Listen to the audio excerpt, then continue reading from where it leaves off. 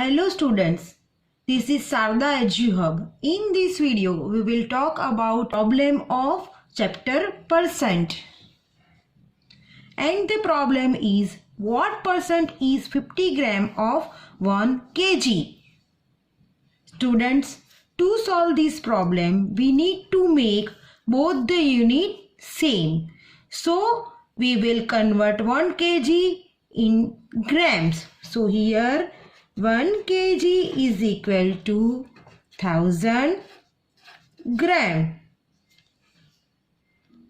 Now we are going to express it as a fraction. So 50 out of 1000,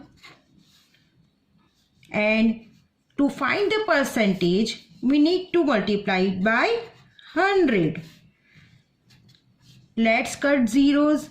Here 1 0, here 1 0, and remaining 1 0. So answer is 5%. Don't forget to write symbol of percent. So let's write answer.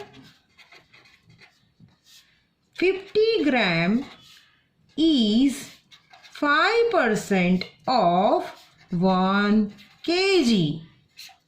Hope you all understood this. Thank you. Bye.